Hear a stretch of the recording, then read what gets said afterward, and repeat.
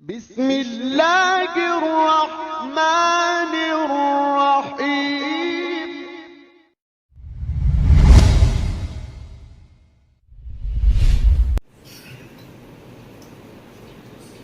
إن الحمد لله نحمده ونستعينه ونستغفره ونعوذ بالله من شرور أنفسنا ومن سيئات أعمالنا. من يهده الله فلا مضل له ومن يضلل فلا هادي له. وأشهد أن لا إله إلا الله وحده لا شريك له وأشهد أن محمدا عبده ورسوله. فقد قال الله تبارك وتعالى في القرآن المجيد والفرقان الحميد: فأعوذ بالله السميع العليم من الشيطان الرجيم. يا أيها الذين آمنوا اتقوا الله حق تقاته ولا تموتن إلا وأنتم مسلمون. يا أيها الناس اتقوا ربكم الذي خلقكم من نفس واحدة وخلق منها زوجها وبث منهما رجالا كثيرا ونساء واتقوا الله الذي تساءلون به والأرحام إن الله كان عليكم رقيبا. يا أيها الذين آمنوا اتقوا الله وقولوا قولا سديدا يصلح لكم أعمالكم ويغفر لكم ذنوبكم ومن يطع الله ورسوله فقد فاز فوزا عظيما. أما بعد فإن خير الحديث كتاب الله وخير الهدي هدي محمد صلى الله عليه وسلم وشر الأمور محدثاتها وكل محدثة بدعة وكل بدعة ضلالة وكل ضلالة في النار. وقد قال الله تبارك وتعالى في القرآن المجيد والفرقان الحميد: فأعوذ بالله السميع العليم من الشيطان الرجيم. قل هل يستوي الذين يعلمون والذين لا يعلمون إنما يتذكر أولو الألباب. وقال تعالى في موضع آخر: إن في ذلك لآيات لأولي النهى. معزز و محترم حاضرین جمعہ، تمام قسم کی حمد و ثنا اس اللہ ذوالجلال والاکرام کے لیے لائق و دیبا ہے جس نے زمین و آسمان اور اس کی ساری مخلوقات کو پیدا فرمایا، اور سارا نظام اسی اللہ رب العالمین کے ہاتھ میں ہے. اسی کے حکم پر ہر چیز رواں دواں ہے. اسی اللہ تبارک و تعالیٰ نے ہم انسانوں کو پیدا کیا، ہمارے لیے اسلام جیسی عظیم نعمت کو نازل کیا اور ہمیں اس اسلام سے متصف کیا. بے شمار درود و سلام ہو تمام انبیاء و رسول پر، خصوصاً ہمارے نبی جناب محمد رسول اللہ صلی اللہ علیہ وسلم کی ذات مبارکہ پر. اللہم صلی علی محمد وعلی آل محمد کما صلیت علی ابراہیم وعلی آل ابراہیم انک حمید مجید. اللہم بارک علی محمد وعلی آل محمد کما بارکت علی ابراہیم وعلی آل ابراہیم انک حمید مجید. معزز حاضرین، اس مختصر سی حمد و ثنا کے بعد آج کے اس خطبہ جمعہ میں میں آپ کے سامنے عقل سے متعلق کچھ باتیں رکھوں گا، اور ساتھ ہی اللہ تبارک و تعالیٰ سے دعا کرتا ہوں کہ اللہ تعالیٰ ہم تمام کو عقل سلیم عطا فرما. میں نے آپ کے سامنے قرآن کریم کی دو مختلف صورتوں کی دو آیتیں تلاوت کی ہیں جس میں رب العالمین نے عقل والوں کا تذکرہ کیا ہے. معزز حاضرین، اللہ تبارک و تعالیٰ انسان کو بے شمار نعمتوں سے نوازا ہے. انہی نعمتوں میں سے ایک نعمت عقل بھی ہے. اگر کسی کے پاس عقل نہ ہو تو پھر وہ بندہ بیوقوف سمجھا جاتا ہے، اور اس ایک نعمت کے نہ ہونے کی وجہ سے وہ عیبدار بن جاتا ہے اور دنیاوی زندگی اس کی دوبھر ہو جاتی ہے. عقل یقیناً یہ اللہ رب العالمین کی بہت عظیم ترین نعمت ہے، اور اللہ رب العالمین نے بھی قرآن کریم کے اندر مختلف مقامات پر عقل والوں کا تذکرہ کیا ہے. اللہ کا فرمان ہے: ان فی ذلک لآیات لأولی النہی. یقیناً قرآن کریم کے اندر عقل مندوں کے لیے، عقل رکھنے والوں کے لیے بہت ساری نشانیاں ہیں. یعنی ایک عقل مند آدمی صحیح معنوں میں اللہ تبارک و تعالیٰ کی شریعت کو سمجھ سکتا ہے، اللہ تعالیٰ کی نشانیوں کو جان سکتا ہے، اللہ کے احکامات کو پرکھ سکتا ہے اور اسی کے مطابق اپنی زندگی کو لگا سکتا ہے۔ دوسری آیت جو میں نے آپ کے سامنے تلاوت کی ہے، جس میں اللہ رب العالمین نبی صلی اللہ علیہ وسلم سے مخاطب ہوتے ہوئے فرماتا ہے، قل اے نبی صلی اللہ علیہ وسلم آپ کہہ دیجئے، هل يستوي الذين يعلمون والذين لا يعلمون، کیا وہ لوگ جو اہل علم ہیں اور وہ لوگ جو اہل علم نہیں ہیں یہ دونوں برابر ہو سکتے ہیں؟ یہ دونوں برابر نہیں ہو سکتے۔ علم والے اور جاہل یہ دونوں کبھی برابر نہیں ہو سکتے۔ انما يتذكر اولو الالباب، یقیناً اس میں عقل مندوں کے لیے ہی نصیحت ہے، یعنی اللہ ذوالجلال والاکرام نے جو شریعت نازل کیا ہے یہ عقل والے ہی اس کو سمجھ سکتے ہیں، غیر عقل یا بے وقوف انسان اس شریعت کو نہیں سمجھ سکتا، نہیں جان سکتا۔ اور اللہ تبارک و تعالی انسانیت کی پیدائش کا تذکرہ کرتے ہوئے فرماتا ہے، وَمِنْ آيَاتِهِ أَنْ خَلَقَ لَكُم مِّنْ أَنفُسِكُمْ أَزْوَاجًا لِتَسْكُنُوا إِلَيْهَا وَجَعَلَ بَيْنَكُم مَّوَدَّةً وَرَحْمَةً إِنَّ فِي ذَلِكَ لَآيَاتٍ لِقَوْمٍ يَتَفَكَّرُونَ۔ اللہ تبارک و تعالیٰ کی نشانیوں میں سے ایک نشانی یہ ہے کہ اس نے تمہارے لیے تمہاری ہی جن سے تمہاری بیویوں کو پیدا کیا ہے، یعنی انسان مردوں کے لیے ان کی بیویوں کو کسی اور جن سے پیدا نہیں کیا، بلکہ ان کو بھی انسانوں میں سے ہی پیدا کیا ہے، لِتَسْكُنُوا إِلَيْهَا، تاکہ تم ان بیویوں سے سکون حاصل کرو، وَجَعَلَ بَيْنَكُمْ مَوَدَّةً وَرَحْمَةً، اور اللہ تبارک و تعالیٰ نے تمہارے درمیان یعنی ان جوڑوں کے درمیان محبت اور الفت کا مادہ بھی رکھا۔ إِنَّ فِي ذَلِكَ لَآيَاتٍ لِقَوْمٍ يَتَفَكَّرُونَ، عقل مند قوم کے لیے، غور و فکر کرنے والوں کے لیے اس میں بہت ساری نشانیاں ہیں۔ یقینی معنوں میں عقل والے ہی ان ساری چیزوں پر غور و فکر کرتے ہیں، بے عقل آدمی شریعت پر غور و فکر نہیں کر سکتا۔ تو ان ساری آیات سے یہ بات بالکل واضح ہو رہی ہے کہ عقل اللہ تبارک و تعالیٰ کی بہت بڑی نعمت ہے، اور اللہ تبارک و تعالیٰ جس کو چاہے عطا کر دیتا ہے اور جس کو نہ چاہے بے عقل بنا کر رکھ دیتا ہے۔ تو ہم کو ہمیشہ اللہ تبارک و تعالیٰ کا شکر گزار بننا چاہیے اور اللہ تبارک و تعالیٰ کی حمد و ثنا بیان کرنا چاہیے کہ رب العالمین نے ہم کو عقل والا بنایا ہے۔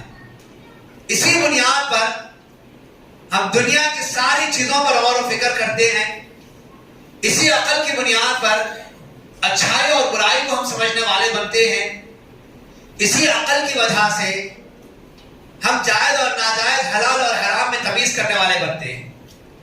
اگر یہ عقل کسی سے سلب کر لی جائے تو اچھائی اور برائی کا فرق انسان کے اندر سے ختم ہو جاتا ہے۔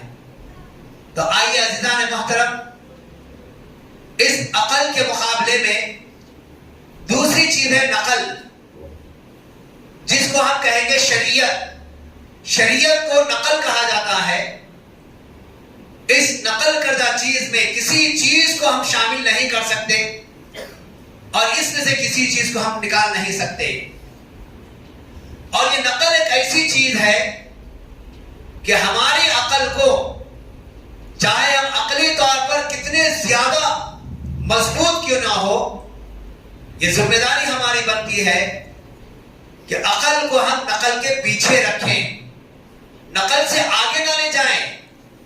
یا دوسرے معنوں میں آپ یوں سمجھیے، نقل کہتے ہیں شریعت کو اور عقل کہتے ہیں ہماری سوچ کو۔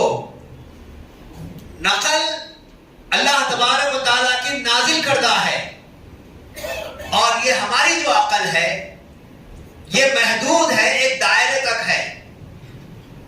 عقل کا دائرہ محدود ہے اور کبھی بھی ہم اس عقل کو نقل سے آگے لے جائیں گے تو اس کا اتنا بڑا نقصان ہوگا، ہماری دنیا بھی برباد ہو جائے گی، ہماری آخرت بھی برباد ہو جائے گی۔ اس لیے ہمیشہ نقل کو مقدم رکھنا ہے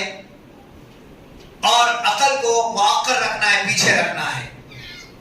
آئیے دنیا کے اندر نبی صلی اللہ علیہ وسلم کے اس شریعت لانے کے بعد، یا یوں سمجھیے نبی صلی اللہ علیہ وسلم کے اس دنیا سے گزر جانے کے بعد دونوں خلیفہ ابوبکر رضی اللہ تعالیٰ عنہ اور عمر رضی اللہ تعالیٰ عنہ کے دور کے بعد جو فتنے فساد اس دنیا کے اندر رونما ہوئے، یا جتنے فرقے دنیا کے اندر وجود میں آئے، اگر ان تمام کا حقیقی طور پر جائزہ لے کر دیکھیں، ان تمام لوگوں نے نقل پر عقل کو مقدم کیا، یعنی شریعت کے اوپر اپنی عقل کو مقدم کیا، اپنی عقل سے شریعت کو سوچنے لگے، یہ تمام کے تمام گمراہی کا شکار ہوئے۔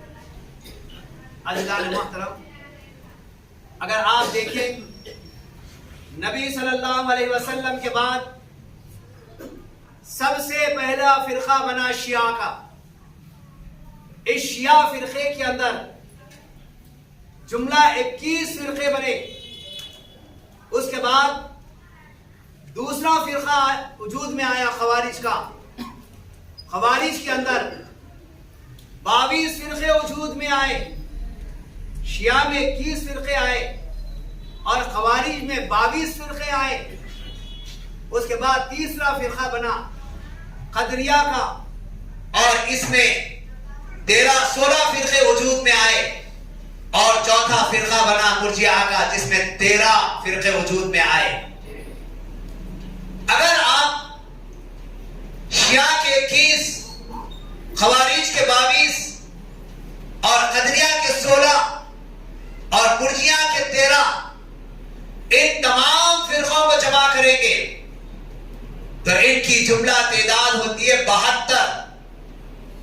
اور اللہ کے نبی صلی اللہ علیہ وسلم نے فرمایا یہودیوں کے اندر 71 فرقے ہوئے، نصارہ میں 72 فرقے ہوئے، اور میری امت کے اندر 73 فرقے ہوں گے،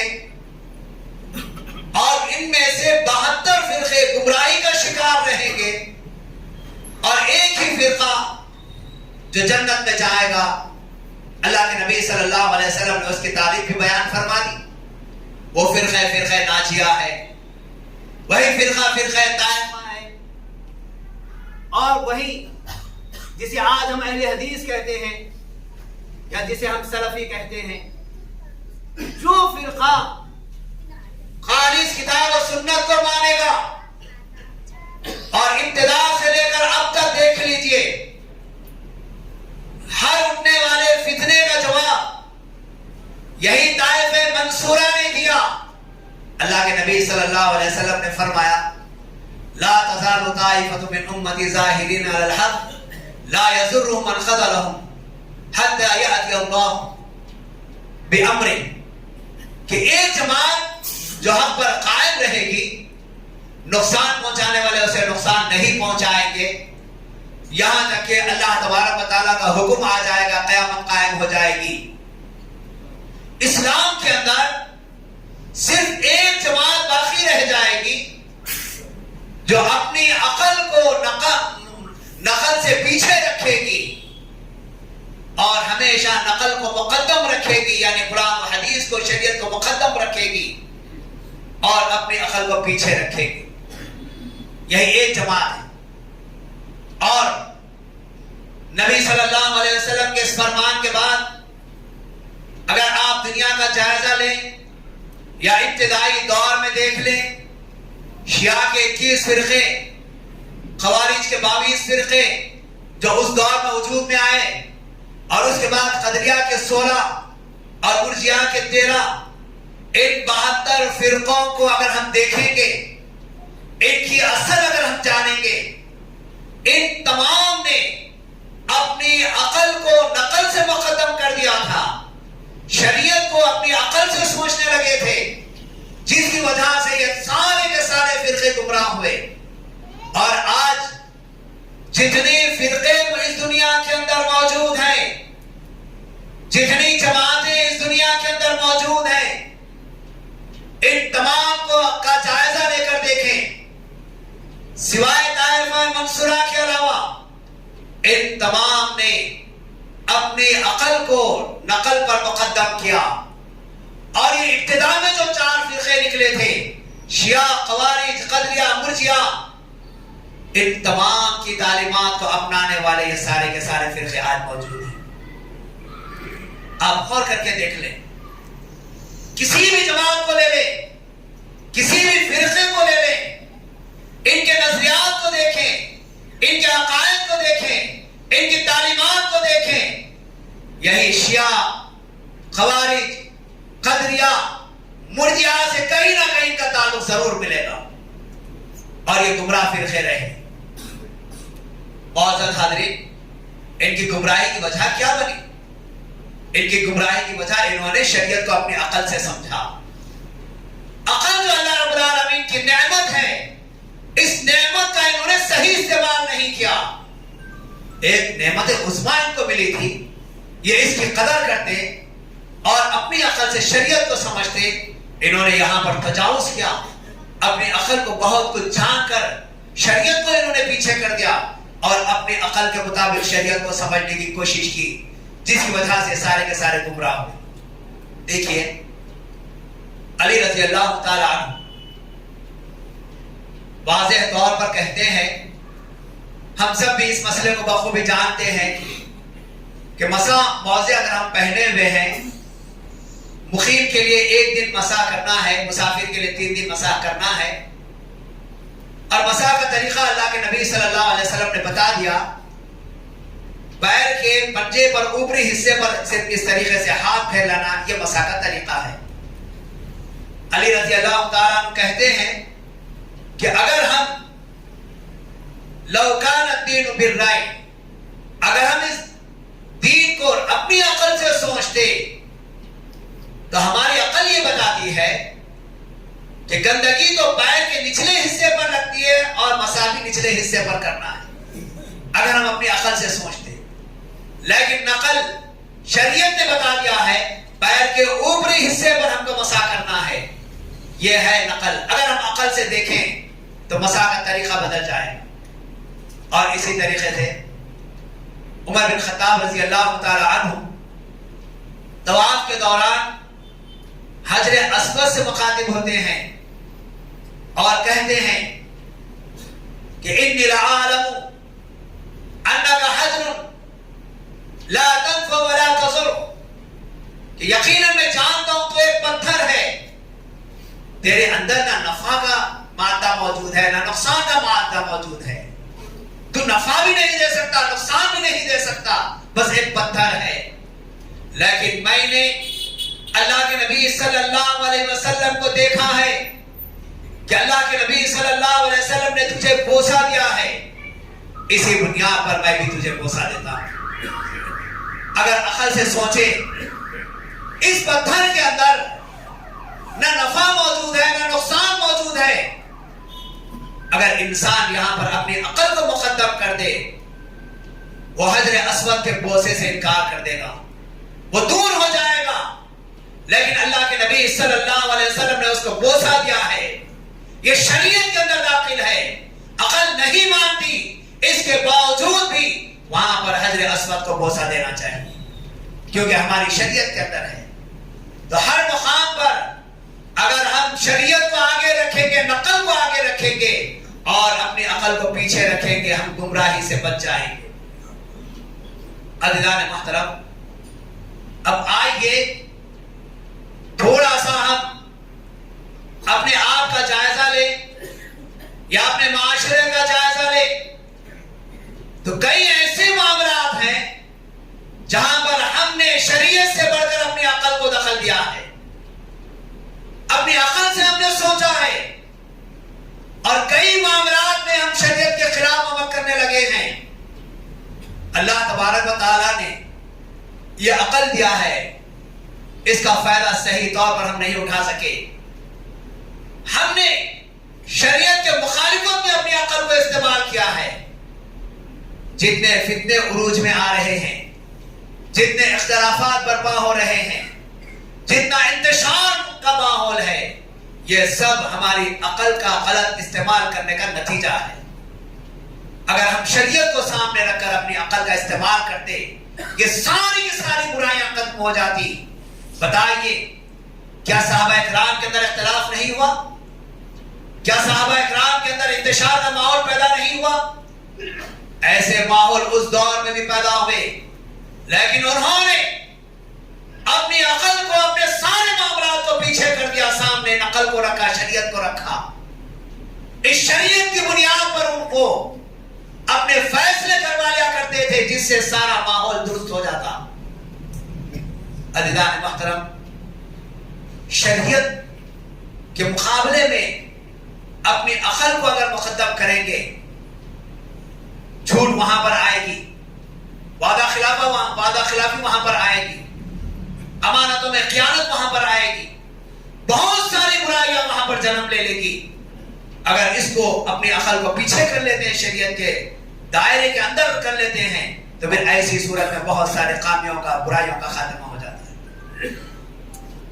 اور جو لوگ بھی اپنی عقل کو شریعت سے آگے لے جانا چاہتے ہیں، سب سے پہلے یہ لوگ غیبیات کا انکار کرتے ہیں، غیب کی چیزوں کا انکار کرنے لگتے ہیں.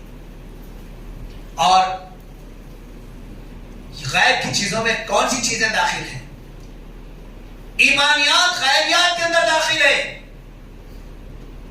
اللہ پر ایمان لانا، اس کے رسولوں پر ایمان لانا، کتابوں پر ایمان لانا، فرشتوں پر ایمان لانا، تقدیر پر ایمان لانا، قیامت کے قائم ہونے پر ایمان لانا، ایمان کے 6 ارکان ہیں. ان 6 ارکان کا اگر آپ جائزہ لے کر دیکھیں، یہ ایمان کے 6 ارکان غیبیات سے تعلق رکھنے والے ہیں. اور جو اپنی عقل کو مقدم کرنا چاہتا ہے شریعت سے، تو پھر وہ فوراً غیبیات کا انکار کرنے لگ جاتا ہے. ہم نے اللہ تبارک و تعالیٰ کی ذات کو نہیں دیکھا، اس کی نشانیوں کو ہم نے دیکھا ہے، اس کی نعمتوں کو ہم نے دیکھا ہے، ہم فوراً اللہ کی ذات پر ایمان لے آتے ہیں. اور قیامت والے دن اللہ تبارک و تعالیٰ اپنا دیدار کروائے اہل جنت کے لیے. ہم نے نبی صلی اللہ علیہ وسلم کو اور پچھلے انبیاء اکرام کو نہیں دیکھا.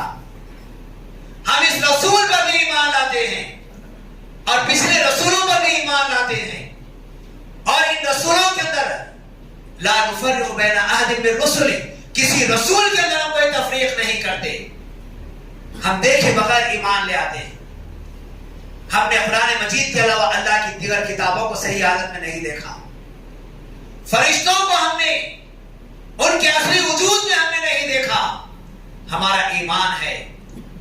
تقدیر سے ہم واقف نہیں ہیں، ہمارے مقدر میں آگے کیا لکھا ہے، لیکن ہم تقدیر پر ایمان لانے والے ہیں. اور اسی طریقے سے قیامت والے دن، قیامت کا تعلق انسان کی موت سے شروع ہو جاتا ہے.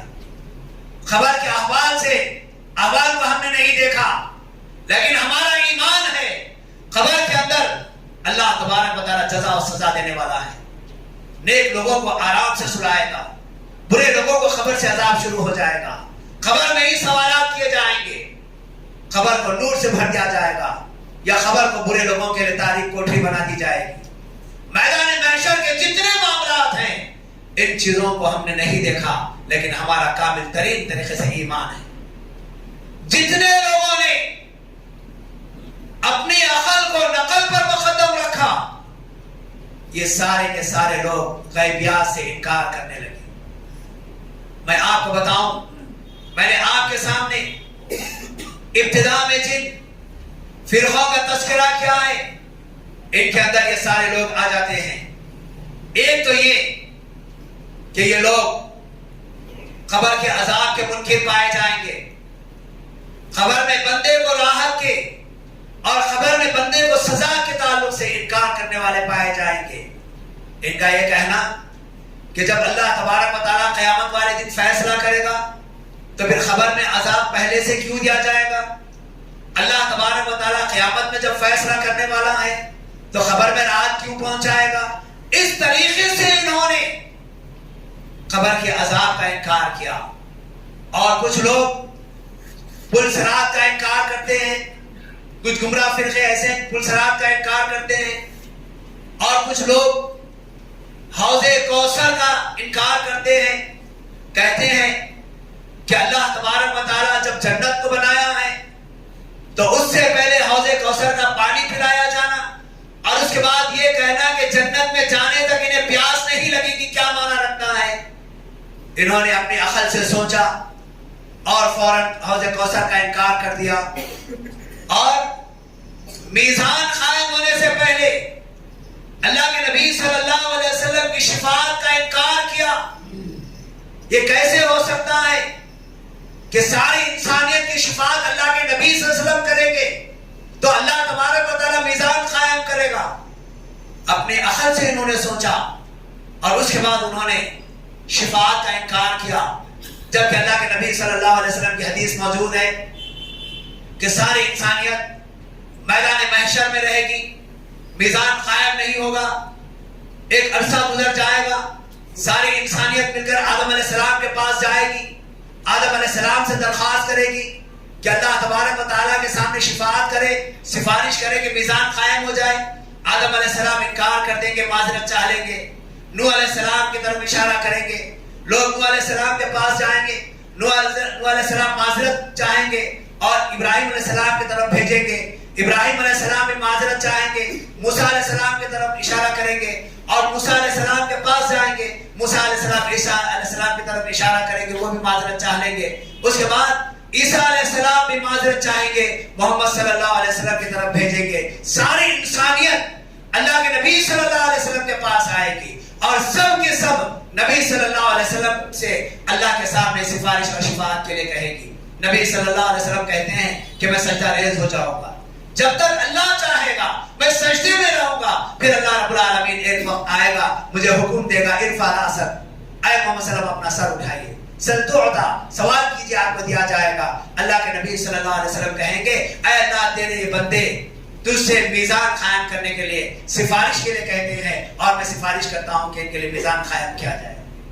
جیسے ہی میزان قائم کرنے کا حکم ہوگا، ساری انسانیت کہے گی شکرن لک یا محمد، شکرن لک یا محمد، اے محمد آپ کا شکریہ، اے محمد آپ کا شکریہ۔ اتنی صاف حدیث موجود ہے، لیکن جن لوگوں نے اپنی عقل سے سوچا انہوں نے شفاعت کا بھی انکار کر دیا۔ پھر اس کے بعد بہت سارے لوگ ایسے جو عیسیٰ علیہ السلام کے اس دنیا میں آئے جانے کا انکار کریں گے، جبکہ قرآن کریم نے کہا کہ ہم نے ان کو اپنی طرف اٹھا لیا، اور اللہ کے نبی صلی اللہ علیہ وسلم فرماتے ہیں قیامت کے قریب عیسیٰ علیہ السلام کا نزول ہوگا، یہ شریعت کہتی ہے، لیکن ہماری عقل اس کو ماننے کے لیے تیار نہیں ہے۔ ہم میں سے کچھ لوگ ایسے ہیں جو صاف طور پر عیسیٰ علیہ السلام کے نزول کا انکار کرتے ہیں، عام لوگوں کی طرح عیسیٰ علیہ السلام کو مردہ قرار دیتے ہیں، ہم نے اپنی عقل سے سوچ لیا، شریعت کا انکار کر دیتے ہیں۔ پھر اسی طریقے سے کچھ لوگ یاجوج ماجوج کا انکار کرتے ہیں، کچھ لوگ فتنہ دجال کا انکار کرتے ہیں، اور اسی طریقے سے قیامت کی ساری چیزوں کا ایک کر کے انکار کرتے چلے جاتے ہیں۔ تو معزز حاضرین، میرے بتانے کا مقصد یہ ہے کہ جب ہم اپنی عقل کو مقدم کریں گے، شریعت سے آگے لے جانے کی کوشش کریں گے، گمراہی کا شکار ہو جائیں گے۔ اور میں یہ بات انتہائی افسوس کے ساتھ کہتا ہوں، یہ سارے کے سارے لوگ تو گمراہی کا شکار ہو گئے۔ اللہ تبارک و تعالیٰ نے جب ہم کو یہ نعمت عظمیٰ دیا ہے اور ہمیں اس طائفہ منصورہ کے لیے چن لیا ہے، سلفیت کے لیے ہمیں چن لیا ہے، لیکن ہم غور کر کے دیکھیں آج ہمارے اندر بھی یہ فتنہ پایا جا رہا ہے۔ آج ہم بھی شریعت کے کئی مسائل کو اپنی عقل سے سوچنے لگے ہیں، اور آہستہ آہستہ ہم بھی ان فرقوں سے اپنا تعلق جوڑنے لگے ہیں۔ آج ہم اپنے آپ کو سلفی کہتے ہیں، اپنے آپ کو اہل حدیث کہتے ہیں، طائفہ منصورہ میں اپنے آپ کو شامل کرتے ہیں، لیکن ہماری نظریات، ہمارے طور طریقے خوارج سے کہیں زیادہ ملتے نظر آ رہے ہیں۔ ان چیزوں سے بچنا ضروری ہے۔ شریعت کے سارے معاملات میں شریعت کو مقدم رکھنا اور عقل کو مؤخر رکھنا یہ لازم اور ضروری ہے، ورنہ غیر محسوس طریقے سے ہم بھی اس طائفہ منصورہ سے اپنے آپ کو علیحدہ کر لیں گے۔ آخر میں آپ تمام کو یہی پیغام دینا چاہتا ہوں کہ اللہ کے لیے شریعت کو سمجھیں اور شریعت کے معاملے میں اپنی عقل کو محدود رکھیں. شریعت جیسا کہتی ہے ویسے عمل کریں. اسی میں ہماری کامیابی اور کامرانی ہے. اللہ تبارک و تعالیٰ سے دعا ہے اللہ تعالیٰ مجھے اور آپ تمام کو اسلام پر قائم رہنے کی توفیق عطا فرما. شریعت کے مطابق زندگی گزارنے کی توفیق عطا فرما. ہر قسم کے باطل فکروں سے باطل نظریات سے اللہ تمام کو محفوظ فرما اور ہر فتنوں سے اللہ تعالیٰ ہم تمام کی حفاظت فرما. اے اللہ ہمیں ہمیشہ عقل کو مؤخر رکھنے اور نقل کو مقدم رکھنے کی توفیق عطا فرما. شریعت کے سارے معاملات میں نبی صلی اللہ علیہ وسلم اور اس کے بعد صحابہ کرام کے طریقے پر عمل کرنے کی توفیق عطا فرما. اے اللہ جو غلطیاں ہم نے کی ہیں انہیں معاف فرما اور آئندہ شریعت کے مطابق عمل کرنے کی توفیق عطا فرما. جو پریشان حال ہے اللہ کی پریشانیوں کو دور فرما. جو بیمار ہیں شفاء کاملہ عاجلہ نصیب فرما. جو انتقال کر رہے ہیں اللہ تمام کی مغفرت فرما. جو بقید حیات ہیں اللہ ان تمام کو صحت و عافیت عطا فرما. ایمان کی دولت نصیب فرما. اے اللہ جب تک ہم مسلمانوں کو زندہ رکھ ایمان اور اسلام کے ساتھ کو زندہ رکھ. اے اللہ جب ہمارا خاتمہ ہو تو ہماری زبانوں پر کلمہ توحید لا الہ الا اللہ جاری فرما. اے اللہ تمام کی مغفرت فرما. ہم پر رحم فرما. ہمیں امن اور سکون عطا فرما. ہر شر سے ہر فتنے سے ہر بلا سے اللہ ہمیں محفوظ فرما. سبحان ربک رب العزت عما یصفون وسلام علی المرسلین والحمد للہ رب العالمین.